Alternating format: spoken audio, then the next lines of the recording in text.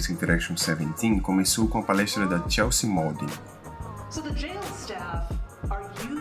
Chelsea é diretora da Public Policy Lab, uma consultoria que trabalha junto aos agentes públicos federais e municipais dos Estados Unidos para pesquisar, desenvolver e testar novos serviços públicos em diversas áreas, como saúde, educação, segurança. Como ela mesma explicou, os usuários definem seus próprios desejos. O trabalho deles é de servir aos usuários e seus desejos. Chelsea explicou o conceito de Fiduciary Duties. A gente poderia traduzir e entender o conceito de Fiduciary Duties, sob o ponto de vista do design, como o dever que devemos ter com relação aos usuários de lealdade, boa-fé e confiança. O Fiduciary Duties é baseado em 3 princípios básicos.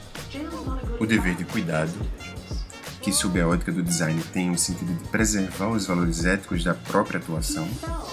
O dever da lealdade, no sentido de colocar os usuários em primeiro lugar. E o dever da obediência, no sentido de seguir os desejos e as necessidades dos usuários. Ela também apresentou 4 métodos, começando por ver os usuários como proprietários da experiência.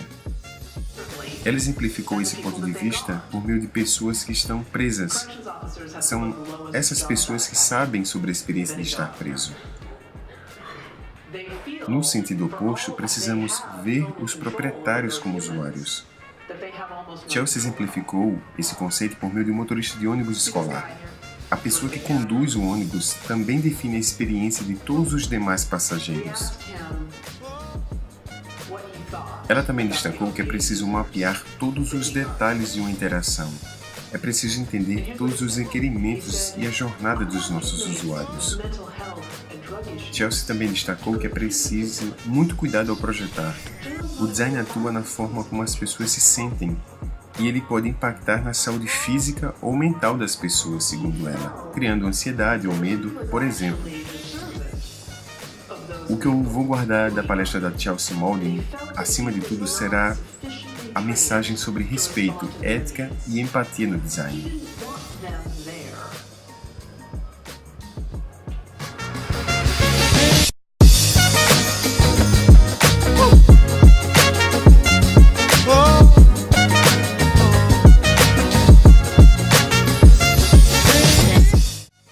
O dia seguiu com várias discussões sobre realidade aumentada, realidade virtual, começando com a Brenda Laurel, que abriu sua palestra pedindo desculpas a todos os estrangeiros presentes na conferência.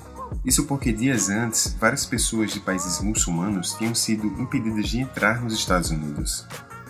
Brenda tem uma ampla carreira na indústria de videogames. Ela trabalhou na Atari desde a década de 70, ela entrou lá em 79. E ela é também pioneira no desenvolvimento de realidade virtual. Brenda explicou os princípios da ação e as heurísticas para a construção de ambientes virtuais. Ela abordou na sua palestra os desafios e também as oportunidades que os designers têm na junção das realidades, a realidade propriamente dita, a realidade aumentada e a realidade virtual. Para Brenda, esta é uma oportunidade de criar um mundo melhor. De uma forma geral, Brenda acredita que os participantes devem experimentar um ambiente de imersão rico e completo. Eles têm que ser livres para agir dentro dessa história como quiserem, num mundo que faça sentido e no qual as pessoas percebam o que pode ser realizado. Nesse ponto, ela se refere a affordances. Essa interação também precisa ser sem restrições. Para Brenda, é importante também que estas experiências tenham momentos de satisfação e que resultem em finais felizes para os participantes. Brenda também mencionou a importância da colaboração e a relação entre capacidade e intenção dos participantes em ambientes virtuais. O que eu vou guardar da palestra da Brenda Laurel será o ponto de vista amplo e completo sobre a experiência de realidade virtual que ela defende.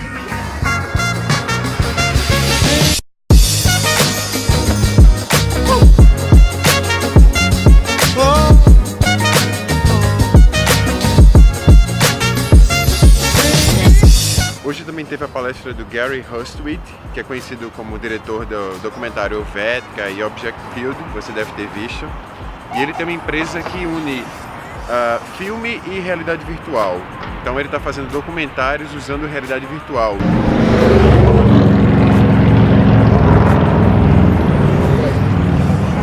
Hoje de manhã, boa parte da conferência foi dedicada a esses assuntos, mostrando a importância que ele tem hoje no nosso campo de atuação. Gary já tinha mencionado que queria fazer um filme sobre a Helvética, e como não existia nenhum, ele foi lá e fez um. Gary tem hoje uma empresa chamada Scenic e está testando meios de contar histórias por meio de Cinematic VR, que é a união de vídeos em alta qualidade, realidade aumentada, áudio espacializado e realidade virtual. Ele compartilhou um pouco com a gente do que já descobriu, o que funciona e o que não funciona em Cinematic VR na visão dele. Gary defende que a Cinematic VR é uma tecnologia ótima para gerar imersão, mas que é preciso saber equilibrar o que está sendo mostrado com o que está sendo contado. Caso contrário, o excesso de liberdade que a tecnologia permite pode ser negativa à própria história, uma vez que as pessoas podem se prender a detalhes que não fazem exatamente parte de uma narrativa pretendida. Ele disse que nesse ramo o designer precisa pensar como um arquiteto ou um mágico, que são pessoas que sabem contar histórias por meio de espaços físicos. Gary mencionou testes que concluíram que muitas vezes é preciso limitar o ângulo de atuação dos usuários em uma imersão para conseguir mais retenção sobre uma determinada história contada. Ele relatou que foram realizados testes usando ângulos de movimentos com 90 graus, 180 e 360 graus, concluindo que quanto mais abertura de movimento e liberdade, menor será a retenção da história pelo participante. Gary afirma que quanto mais complexidade, menor será a compreensão. O curioso é que esse aspecto de liberdade do participante e o da riqueza de detalhes que Gary menciona vão no sentido contrário ao ponto de vista apresentado pela Brenda Laurel, sobre fornecer ricos ambientes e totais liberdades aos participantes. Mas essa variedade de visões é na verdade muito rica ao design. E não há uma história certa ou errada aqui, há abordagens e contextos diferentes. Como percebemos uma história quando podemos atuar de formas diferentes nela? Fica a pergunta de Gary para a gente.